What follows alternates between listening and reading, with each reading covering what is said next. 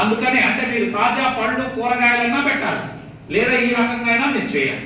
So అదే విధంగా చూడండి, ఆక్సిడేటివ్ స్ట్రెస్ ని తగ్గించడానికి ఇందులో ఉన్న పవర్ఫుల్ యాంటీ ఆక్సిడెంట్స్ ఉంటాయని ఇదే డాక్టర్లు సైంటిస్టులు రీసెర్చ్ ద్వారా చెప్పారు.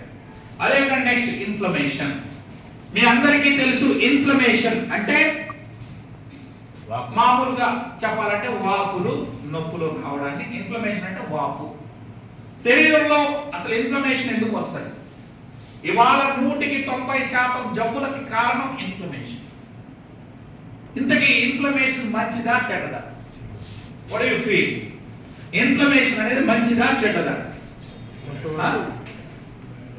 మాట్లాడాలి సార్. కొంతవరకు మంచిదే. మనం మాట్లాడుకుంటా ముందుకెళ్దామా? కొంతవరకు మంచిది సార్. ఎస్, ఇన్ఫ్లమేషన్ కొంతవరకు మంచిది.